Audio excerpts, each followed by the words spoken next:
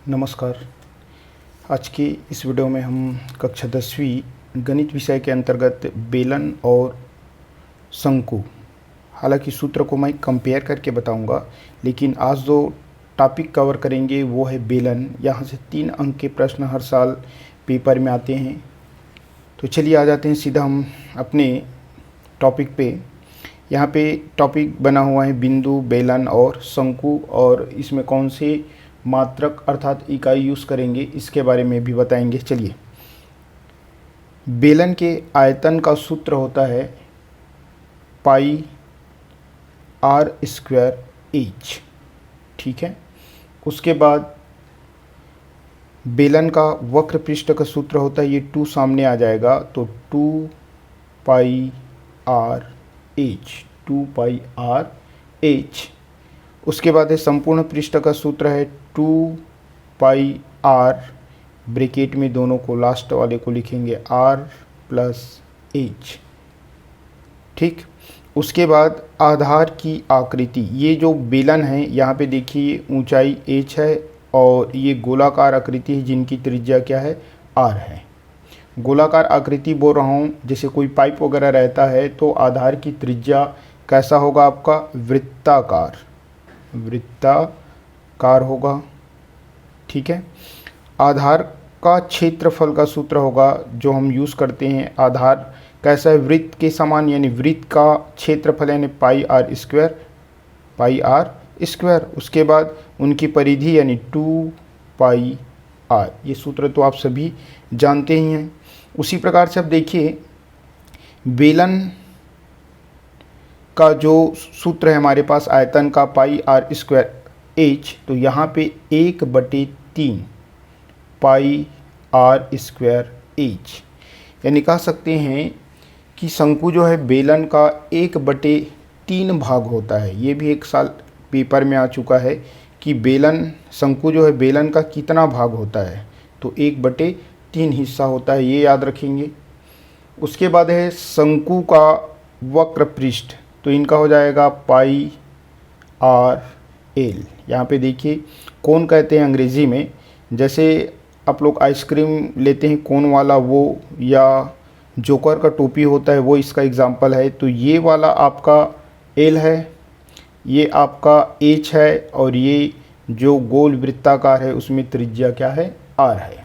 तो 2 सूत्र हो गया, 1/3 पाई आर स्क्वायर आयतन का और पाई आर एल आपका वक्र पृष्ठ का, जहाँ पे पाई आर जो है त्रिज्या और एल जो है तिर्यक ऊंचाई है, क्या है, तिर्यक ऊंचाई। उसके बाद देखो यहीं पे ये संपूर्ण पृष्ठ का सूत्र पाई आर, जैसे इसमें किए थे सेम वैसे ही आर प्लस एल, राइट। इसमें भी आकृति आपका होगा वृत्ताकार, ये भी आपका वृत्ताकार हुआ।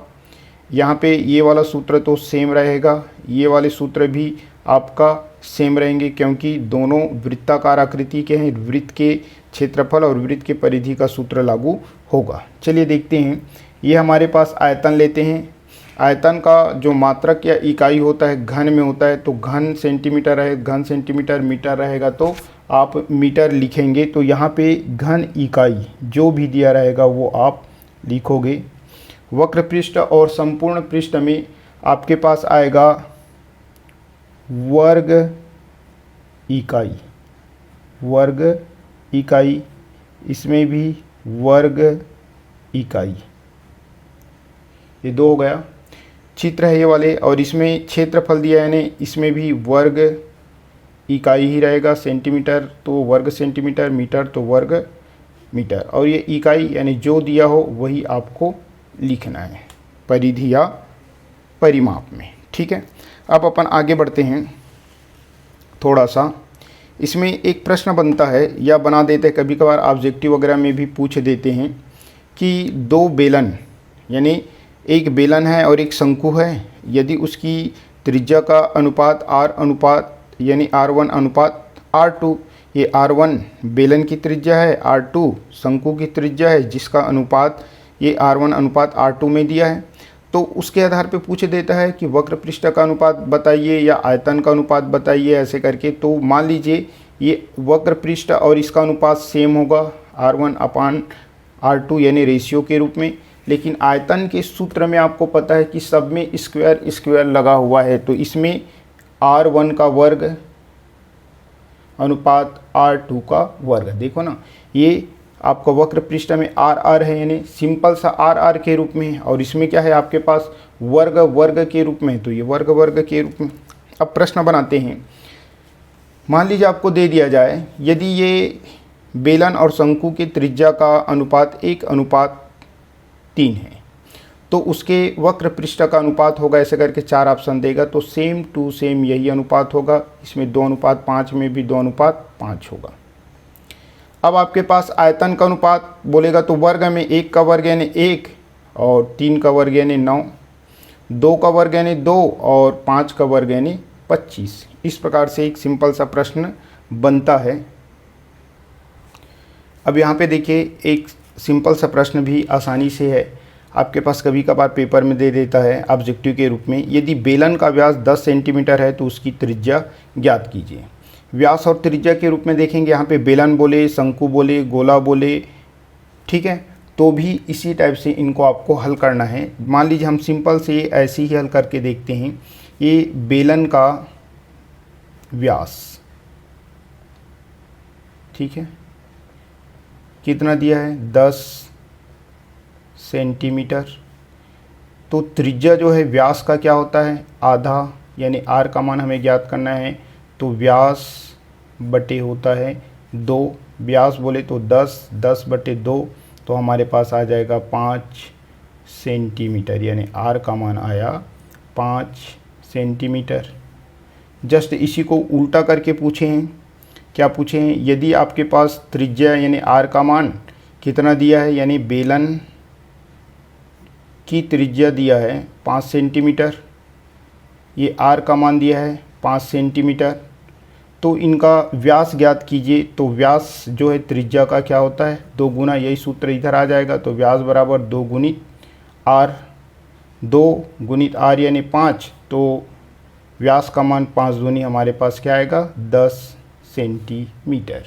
इस प्रकार से ये हमारे पास एक सिंपल सा प्रश्न मान लीजिए आ जाए तो आप लोग आसानी से बना सकेंगे। अब आ जाते हैं इसमें किस टाइप से प्रश्न पूछे जाते हैं पेपर में, ये आपको बताने का प्रयास करूँगा। इसमें बेलन में जो सूत्र हम देखें उसमें पाई का मान तो आप जानते हैं 22/7, R यानी त्रिज्या, कभी कभार व्यास दिया रहता है तो आधा कर देंगे तो त्रिज्या आ जाएगा, जैसे यहाँ पे समझाया।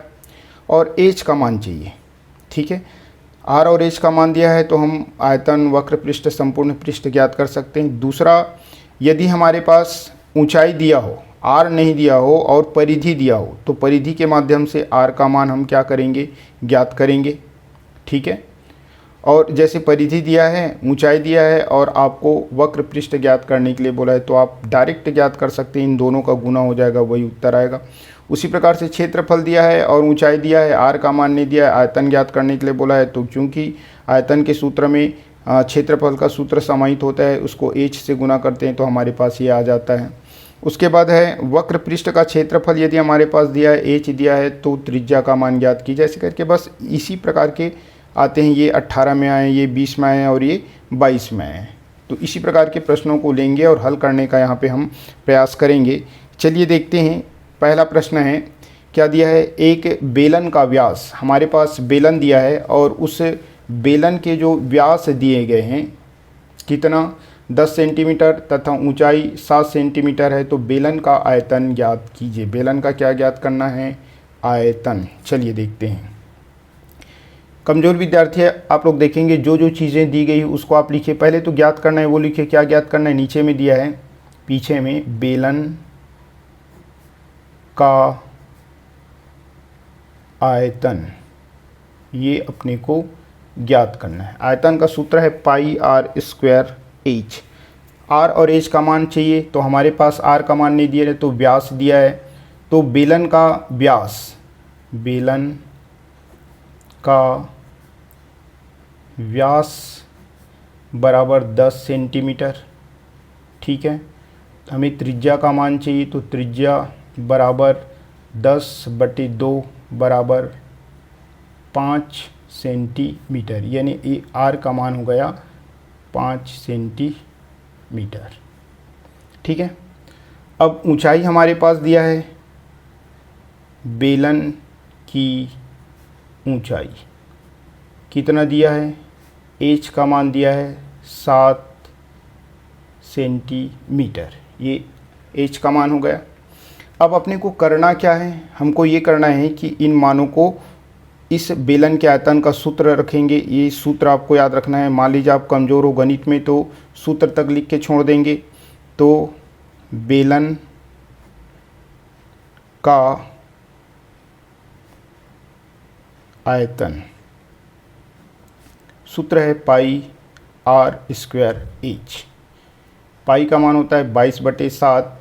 ठीक है, आर बोले तो कितना है 5 गुणित 5 स्क्वायर, इस कारण से 2 बार, और एच बोले तो 7, ये 7 7 दोनों कटेगा।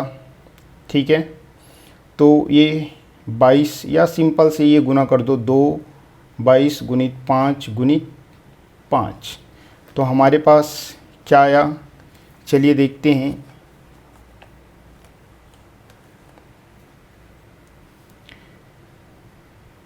5 दूनी 10 का 0 बचा एक, 5 दूनी 10 और 1 11 और ये गुणित 5। ठीक है, ठीक है, तो ये 5 से गुना कर दो तो क्या हो गया 0, 5 एकम 5, 5 एकम 5, यानी 550। चूँकि आयतन है इसलिए सेंटीमीटर दिया है, तो हमारे पास घन सेंटीमीटर ये हमारा आयतन। ठीक है, बेलन का आयतन ये हमारा उत्तर है। राइट, आगे प्रश्न देखते हैं। अब देखते हैं कि हमारे पास क्या दिया हो, परिधि दिया हो, ऊंचाई दिया हो और वक्र पृष्ठ ज्ञात करने के लिए बोला गया हो, तो कैसे और किस प्रकार से ज्ञात करेंगे ये अपन देखते हैं। तो प्रश्न है क्या, प्रश्न दिया है हमारे पास, एक लंब वृत्तीय बेलन की त्रिज्या 88 सेंटीमीटर है तथा बेलन की ऊंचाई 10 सेंटीमीटर है, तो बेलन के वक्र पृष्ठ का क्षेत्रफल ज्ञात कीजिए या बेलन का आयतन ज्ञात कीजिए, ऐसे करके बोलेगा तो 2001 सेट में आया है 2020 के। तो चलिए जो दिया है उसको तो पहले लिखो, ये 88 क्या है ये लिखेंगे और ये 10 क्या है ये लिखेंगे और ज्ञात करना है उसको लिखेंगे। तो हमारे पास लिख लेते हैं बेलन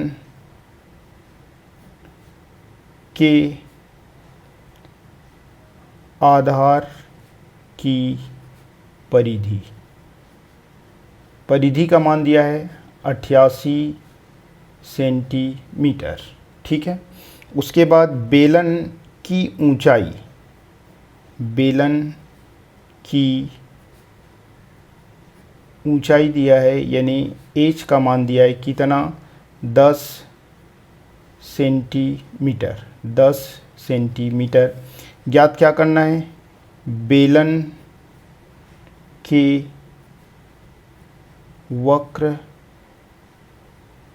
पृष्ठ का क्षेत्रफल, ये हो गया हमारे पास, ज्ञात करना है वो ऑप्शन। ठीक, इतना अगर आप सूत्र लिख देते हैं यहीं पे, किसका सूत्र, बेलन के वक्र पृष्ठ का सूत्र, तो बेलन के वक्र पृष्ठ का सूत्र है क्या, बेलन के वक्र पृष्ठ का क्षेत्रफल, सूत्र है हमारे पास क्या, यहाँ पे अगर उसी को लिख दें, आधार की परिधि गुणित एच, यानी बेलन के आधार की परिधि, परिधि का सूत्र है 2 पाई आर इंटू एच। यहाँ पे बेलन के आधार तो ये 2 पाई आर था ना, 2 पाई आर एच। तो बेलन की परिधि हमारे पास दिया है 88, तो यहाँ पे लिख दो 88, और ये पूरे का हो गया 88 और एच का मान दिया है 10, तो दोनों का आ जाएगा 880। क्षेत्रफल का मात्रक है वर्ग, तो वर्ग सेंटीमीटर, ये हमारा उत्तर होगा। ठीक है, अब मान लीजिए हमको क्या पूछ दिया जाए, आयतन। मान लीजिए आयतन दे दिया जाए, अगर आपको बोला जाए कि आप आयतन ज्ञात कीजिए, तो चलिए मैं आयतन भी ज्ञात करके दिखा देता हूँ यहीं पे आप लोगों को। बेलन का आयतन यदि आपको ज्ञात करना है तो सर्वप्रथम आपको इस परिधि के सूत्र के माध्यम से r का मान ज्ञात करना होगा, क्योंकि पाई आर स्क्वायर h होता है। तो बेलन के आधार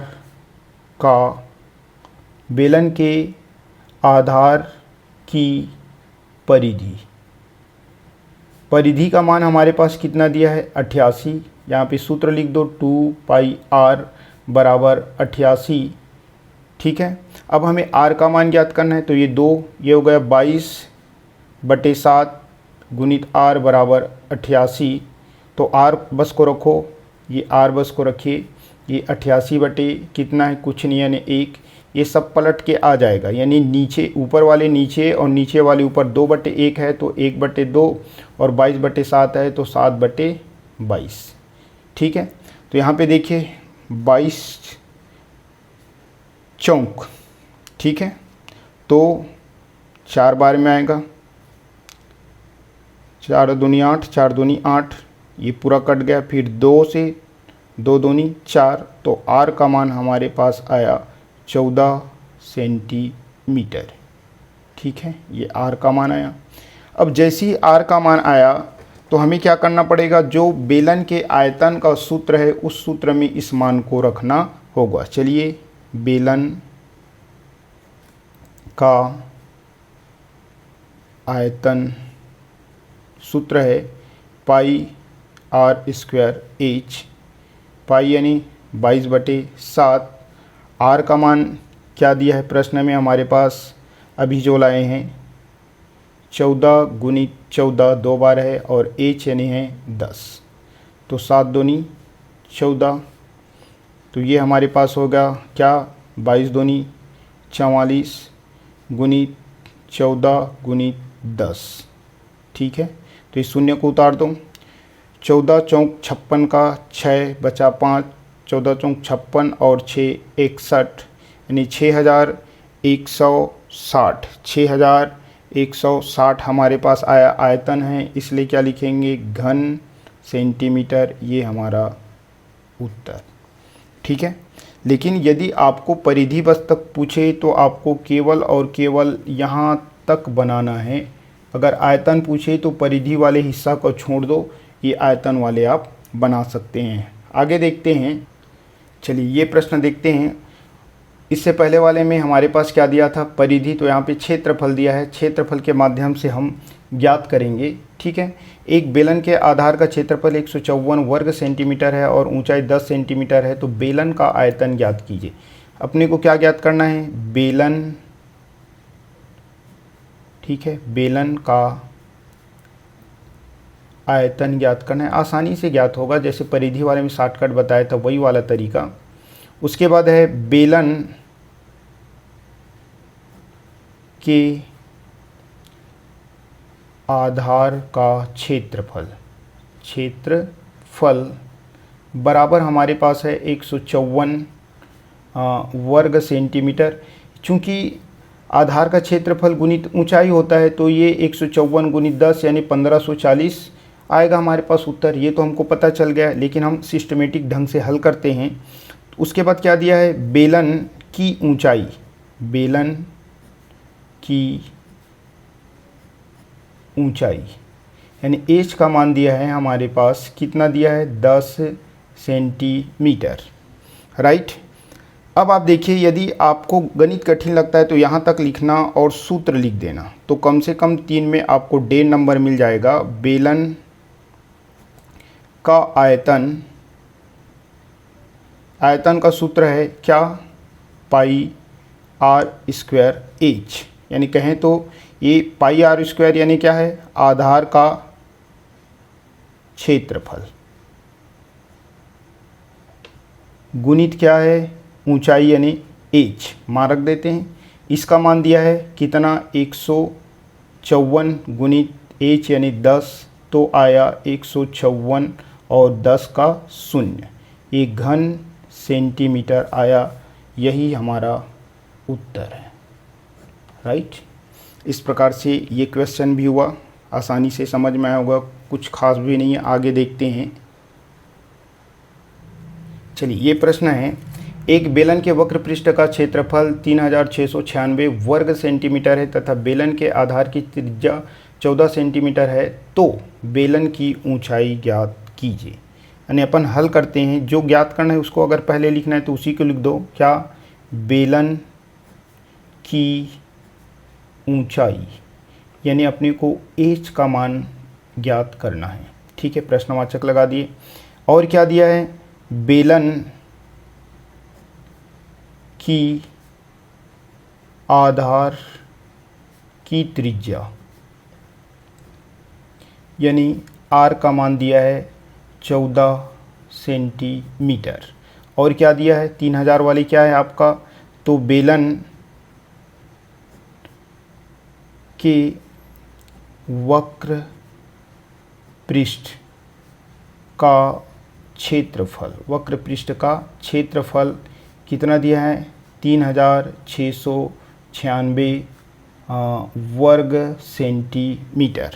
तो यहीं पे हम सूत्र लिखेंगे। सूत्र क्या है? बेलन शब्द है, बेलन के वक्र पृष्ठ का क्षेत्रफल।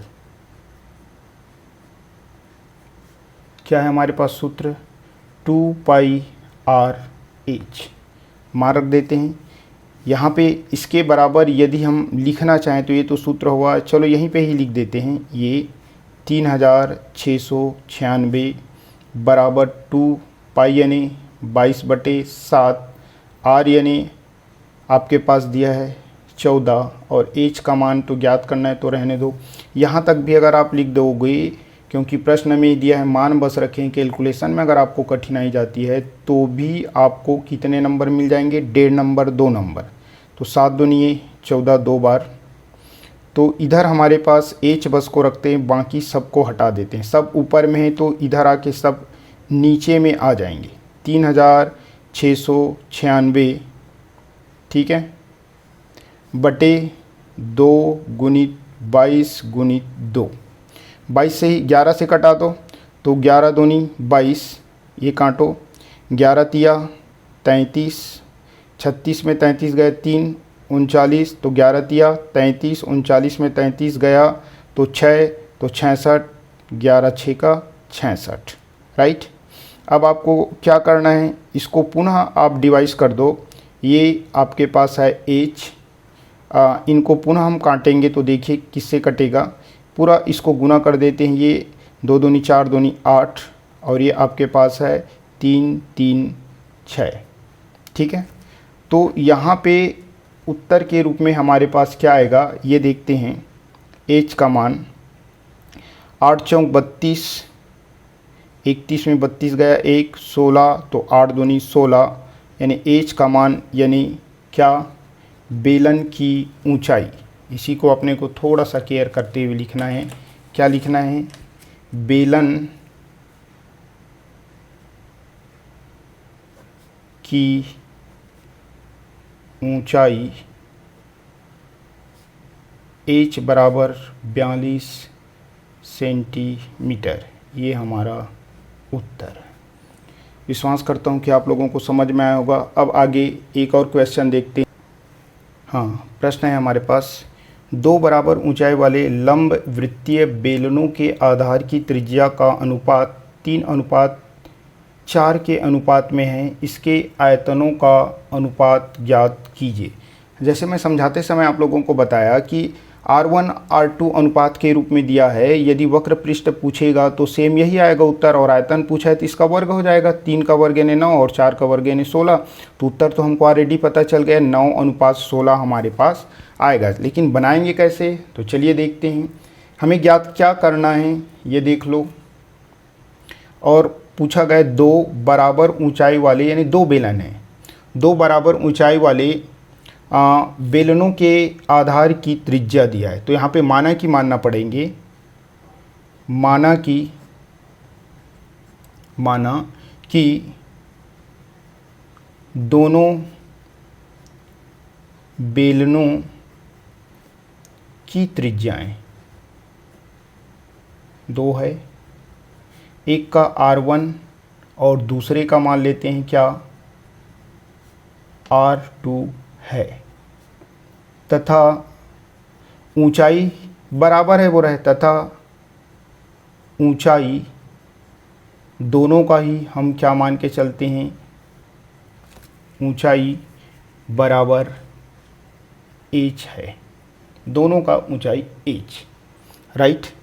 अब हमारे पास ये दिया है कि इनके जो त्रिज्या है उसका अनुपात, यानी R1 अनुपात R2 बराबर 3:4, और अनुपात को हम बटे के रूप में लिखते हैं तो R1 बटे R2 बराबर 3/4। ये हमारे पास प्रश्न में दिया है, यही काम आएगा। अब हमें क्या ज्ञात करना है, दोनों बेलनों के आयतनों का अनुपात, तो यहाँ पे लिखना है दोनों बेलनों का आयतन का अनुपात,